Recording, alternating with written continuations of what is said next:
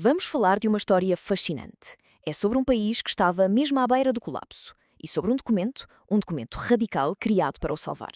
É uma história de guerra, sim, mas também de paz e de uma ideia que, sem exagero, ia mudar o mundo. O Édito de Nantes.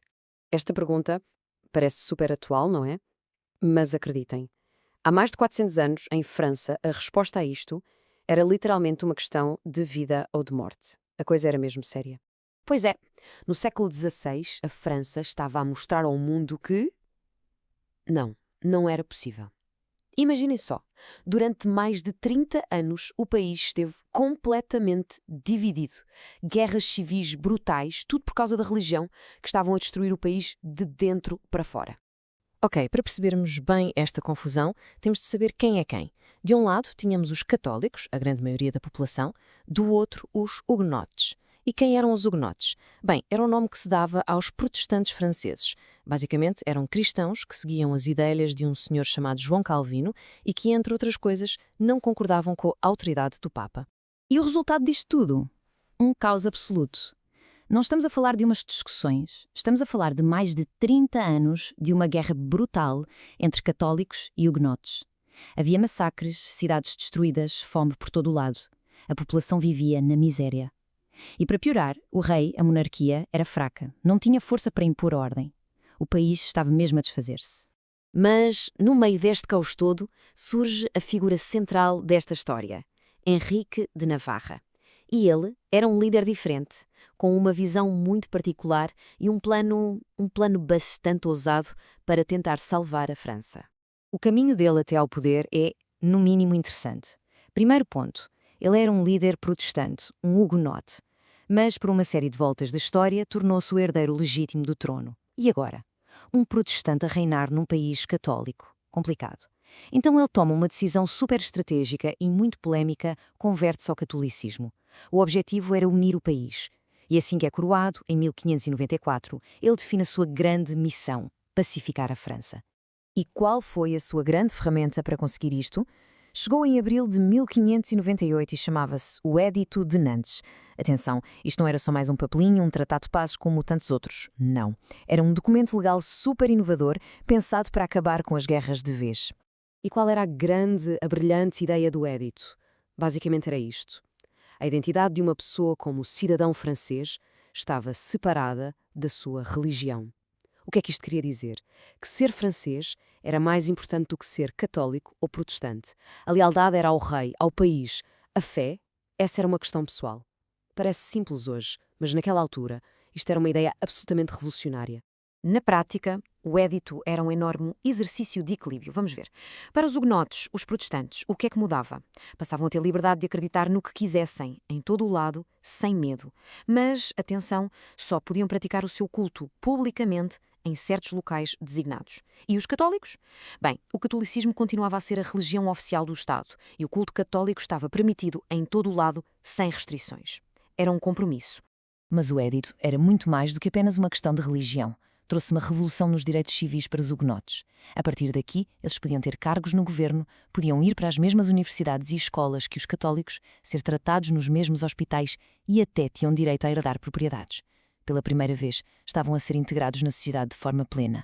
E, para ter a certeza de que a justiça funcionava para todos, o Édito criou uma coisa que foi, francamente, genial. As chamadas Câmaras do Édito. O que eram?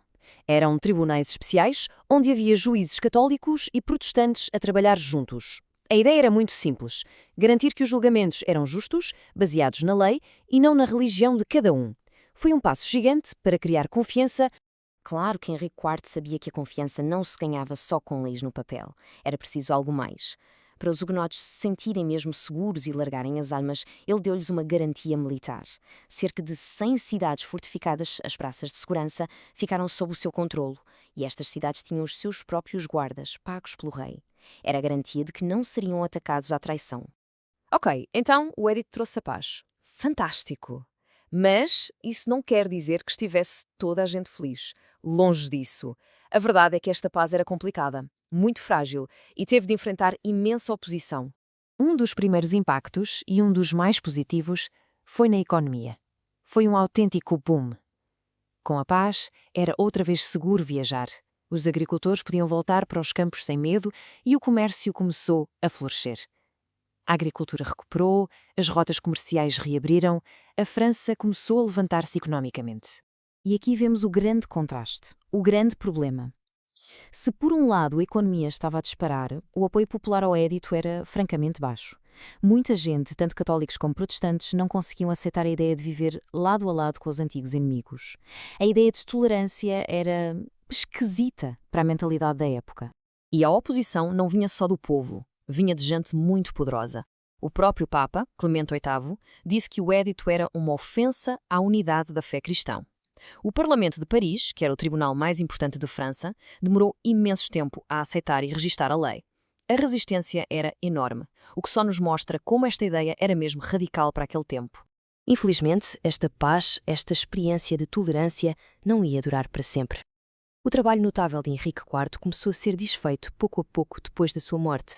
E podemos ver aqui os passos que levaram ao fim do édito. Tudo começa em 1610 com o assassinato do rei Henrique IV, que era o grande protetor do édito.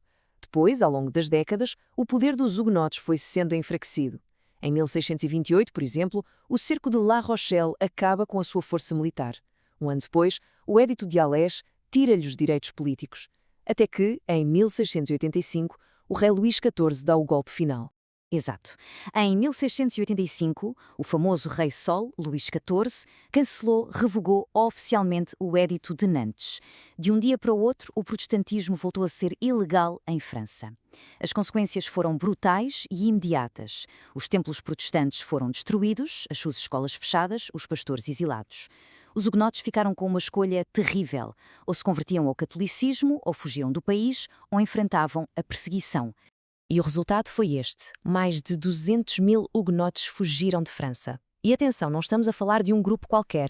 Eram em muitos casos artesãos superqualificados, comerciantes, intelectuais. Foi uma fuga de cérebro gigantesca que teve um impacto económico e cultural brutal e que prejudicou a França durante muitos, muitos anos. Então, podemos pensar, se o édito acabou por ser cancelado, por que é que ainda é tão importante? Por que é que estamos a falar dele hoje? A resposta é simples, porque apesar de ter falhado a curto prazo, a sua ideia, o seu legado, é enorme. É que o Édito de Nantes plantou sementes de ideias que estavam séculos à frente do seu tempo. Foi um primeiro passo para a separação entre a Igreja e o Estado. Foi uma das primeiras vezes que um Estado assumiu a responsabilidade de proteger uma minoria religiosa.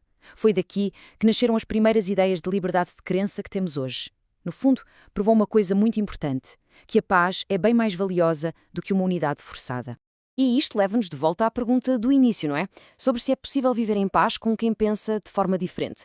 Com tudo isto em mente, se olharmos para as nossas sociedades hoje, com toda a diversidade que têm, talvez as lições deste documento, com mais de 400 anos, sejam mais relevantes do que nunca. É, sem dúvida, alguém que vale a pena pensar.